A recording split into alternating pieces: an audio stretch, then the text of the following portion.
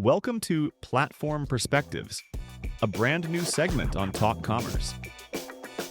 Today, we're thrilled to introduce digital marketing strategist Veronica Costello and tech visionary Max Headroom as they tackle the controversial topic of e-commerce platform diversity. These two industry experts will challenge conventional wisdom, explore the hidden costs of platform zealotry, and help merchants understand why business requirements, not hype, should drive technology decisions. After the show, be sure to check out Brent Peterson's thought-provoking LinkedIn post that inspired this conversation for even more insights on finding your perfect platform match. Okay, let's get into this. You're probably staring at a screen, right? Seeing all these e-commerce platforms, Shopify, Magento, WooCommerce, BigCommerce. The list just keeps going. Exactly. And every blog, every expert seems to have the answer. It feels overwhelming, like you're just drowning in features and buzzwords. That's a really common feeling, absolutely. It's, like walking into a massive hardware store when all you need is one specific screw.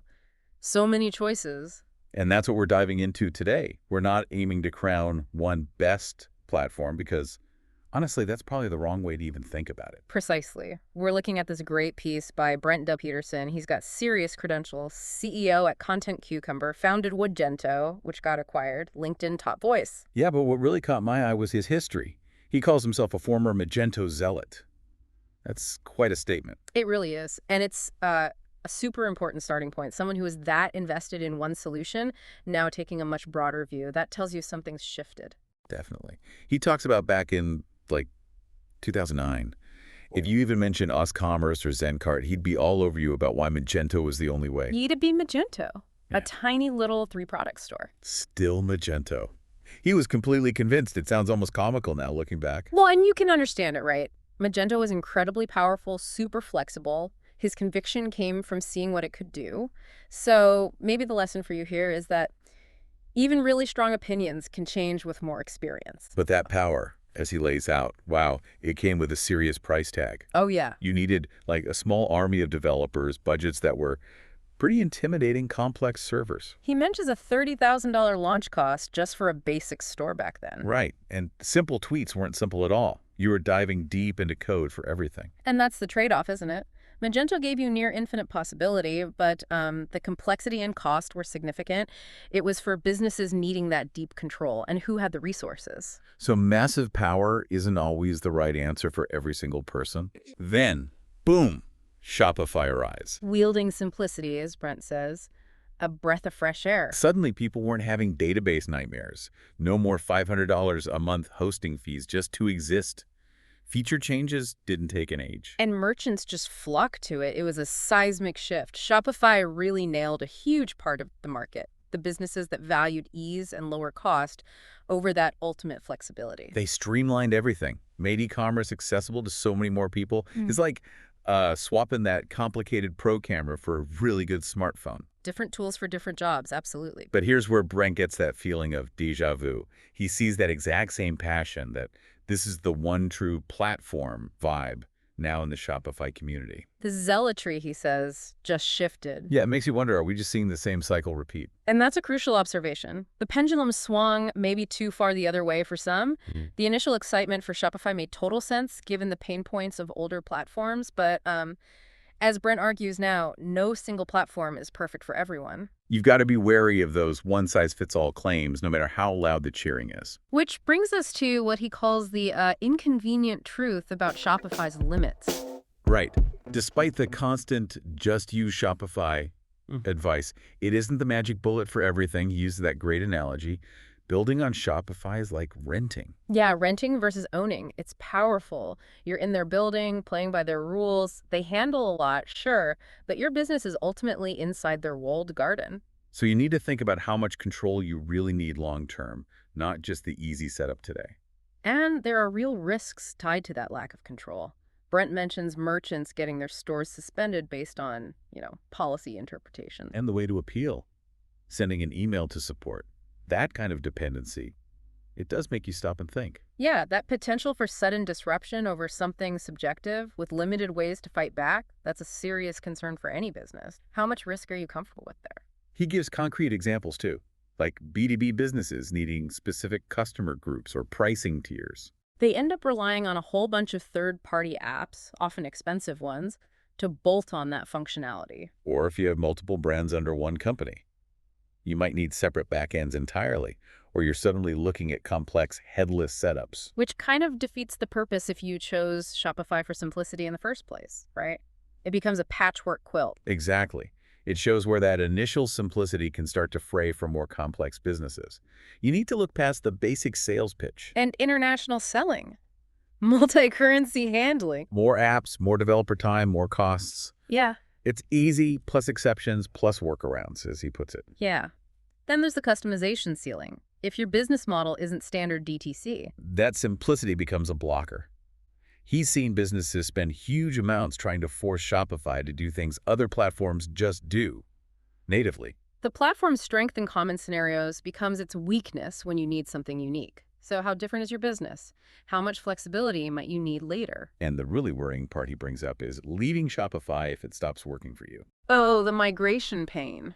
Getting your data out, rebuilding all those customizations on a new platform. It sounds like a nightmare. It's not just canceling a subscription. It's potentially ripping out the foundations of your business. That lock-in effect is real. Relying heavily on their structure, their app ecosystem, moving away is costly, disruptive. It really underlines why choosing the right fit up front is so critical. But let's be clear, he's not saying Shopify is bad. Not at all. It's fantastic for many straightforward DTC businesses with standard requirements. The problem comes when businesses with more complex needs get pushed onto it, overlooking those limitations. Precisely. It shines in its sweet spot. The trouble starts when you try to force it into roles it wasn't built for. It's about matching the tool to the job. Which leads perfectly into why platform diversity is so important. Yeah, the square peg in a round hole issue. Forcing a business onto the wrong platform model can end up being way more expensive down the road. A lack of choice, a monoculture, can really stifle innovation and limit options for merchants who don't fit the dominant mold. It's like only having one type of car available works for some, but definitely not all. Brent tells this story about a company with multiple brands. Shopify apparently told them, oh yeah, multi-brand is seamless, no problem, yes to everything. But it felt off, he said. Like they just wanted the sale, planning to let some integration agency figure out the messy details later. That should be a bit of a red flag, right? Relying on third parties to bridge fundamental platform gaps often means the core platform isn't really the right fit. So are you getting a platform that meets your core needs or one that needs lots of external help? And in that case, after Brent showed them the actual costs and complexities involved, they went with a different platform. And he says this happens again and again. Businesses buy the simplicity pitch, but end up paying through the nose for complexity via apps, custom code, or just compromising how they operate. It's a cautionary tale. Look beyond the shiny surface. Consider that total cost of ownership, not just the monthly fee. He also flags Shopify's outreach challenge. Agencies getting cash bonuses for pulling leads from other platforms. Regardless of fit, he calls it a bounty hunt. That definitely makes you question the advice you might be getting. Yeah, when the incentive is just getting the lead, not ensuring it's the right lead whose interests are really being served, you need to be aware and do your own homework. And the internal talk he mentions about positioning leads, not understanding needs, plus those battle cards downplaying known limitations for B2B or customization. It sounds like a setup for mismatched expectations, which can be incredibly costly for you, the merchant. Always push for specifics, for proof behind the claims. The result, Brent argues, is merchants stuck on platforms that aren't quite right because switching feels too hard or expensive. And the trust breaks down between merchants and the agencies who should be guiding them but might be chasing bonuses instead. It's a bad situation all around. The long-term cost of being on the wrong platform can easily dwarf the hassle of switching. Don't let fear keep you stuck. Looking bigger picture, a diverse ecosystem, more choices, is healthier. It pushes everyone to innovate, to specialize. Better solutions emerge for different kinds of merchants. When everyone rushes to one thing, especially under sales pressure, innovation can slow down, costs might even go up because there's less competition.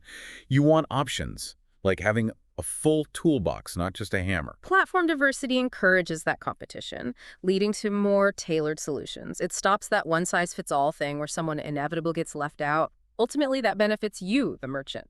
More choice. And the most successful merchants Brent knows, They aren't chanting platform slogans. No, they're pragmatists. Oh. They focus on their specific business needs above the current hype, what actually works for them. That focus on your core requirements, not getting swept up in popularity contests, that seems key for sustainable success. Let your needs drive the decision. Which brings us nicely to busting some common myths around platform choice. Myth number 1, oh, the ecosystem can fix anything, just add more apps. Right. But the reality is, piling on third-party apps adds cost, complexity, potential conflicts. Performance can suffer. Maintenance gets tricky. Brent told that story of the big commerce site where the tax system just broke because of an extension update conflict. Sometimes having that core function built in natively is invaluable. Apps aren't a magic fix for fundamental gaps. Okay, myth 2. Open source always costs more than size.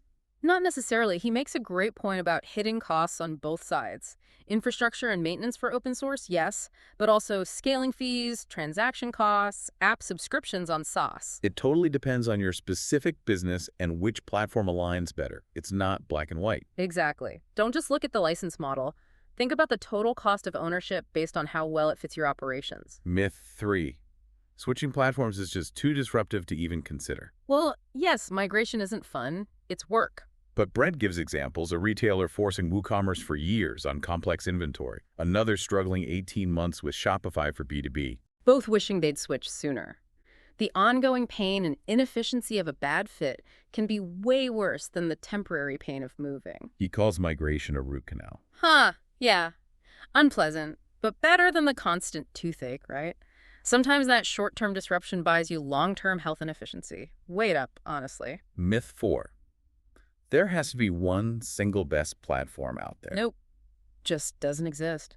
The best is totally subjective. It depends entirely on your business, your resources, your goals. What's perfect for company A could be a disaster for company B. There's no universal winner. The best platform is the one that's best for you.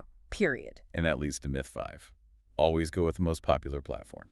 Popularity has advantages, sure, bigger community, more apps maybe, but it absolutely does not guarantee it's the right fit. Adobe Commerce could be massive overkill for a simple store. Shopify might be way too limiting for complex B2B. Brent's seen businesses thrive on less popular, maybe niche platforms that were just a perfect match for their specific needs. Don't just follow the herd. Think about your path.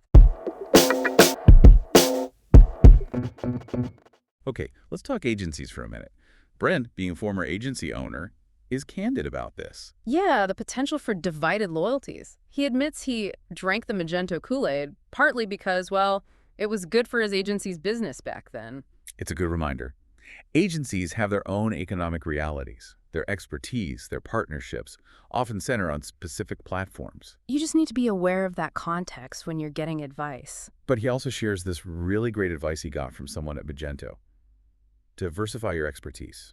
Offer more platforms. And counterintuitively, he found they actually won more business by being able to give genuinely impartial advice. Honesty pays off, it seems.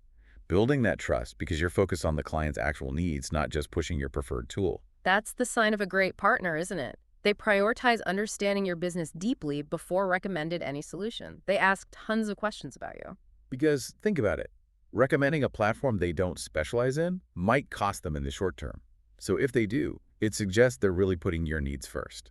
Look for that advisory approach, not just a sales pitch for one platform.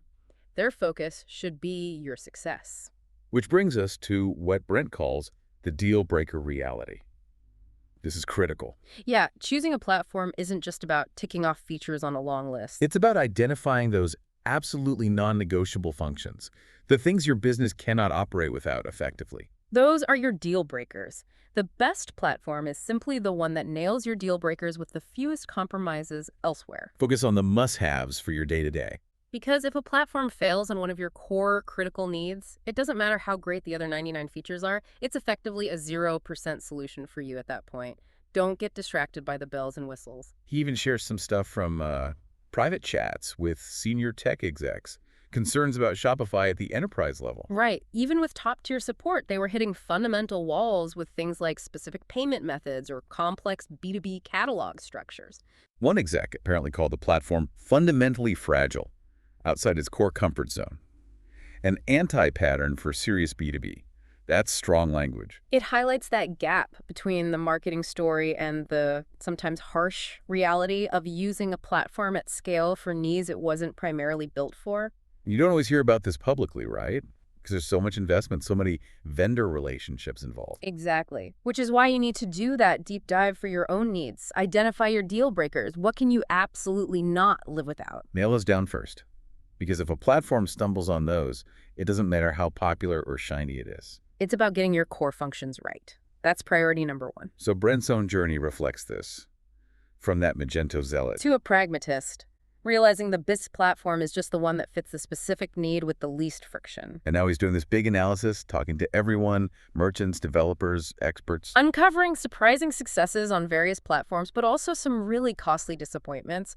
Trying to get that full, unbiased picture. Which is so valuable. Cutting through the hype. Learning from others' real-world experiences. And he actually has a call out to you, the listener. Yeah, he wants to hear your stories. Good, bad, ugly. Platform successes, frustrations. Even times maybe Shopify themselves said, hey, we're not the right fit for you. He's looking for those diverse perspectives to build a richer, more nuanced understanding for everyone. Your story could genuinely help someone else navigate this. Consider sharing it. Because the big takeaway, the really liberating idea here, is that there isn't one universally best platform. There's just the right platform for your unique business right now. And making that choice needs to come from clear-eyed analysis of your needs, not platform bias or marketing pressure. Find your fit. It's about finding the best match, not the most talked about name. A very personal decision for your business's future. Okay, so wrapping this up. Choosing your e-commerce platform. It's deeply individual. You have got to carefully weigh your specific business needs, identify those absolute deal breakers. Don't just follow the trends or get pushed by aggressive sales. Take the time. Understand what you truly require. And remember, a diverse ecosystem with lots of choices is actually good for everyone. It drives innovation, gives you more tailored options. Your informed choice plays a part in that bigger picture. So here's the final thought to maybe mull over. What are the one or two absolutely non-negotiable functions for your specific business? The things that, if they don't work flawlessly, everything else is irrelevant. And have you really looked hard at whether your current platform or the one you're considering truly excels in those specific areas? Try to resist that platform tribalism, that feeling you have to pick a side. Zero in on what your business fundamentally needs to succeed. Get laser-focused on those core requirements. Don't hesitate to dig really deep into how different platforms handle your specific critical needs. That's where you'll find the answer that's genuinely right for you. And that wraps up our discussion on platform diversity. I hope you enjoyed this new format. Platform Perspectives is brought to you by Content Basis LLC, dedicated to bringing you cutting-edge insights on e-commerce strategy that go beyond the conventional wisdom. Remember to check out Brent's full LinkedIn post for a deeper dive into this important conversation. Join us next time as we continue to explore the nuances that drive successful commerce in today's complex digital landscape. Thanks for listening.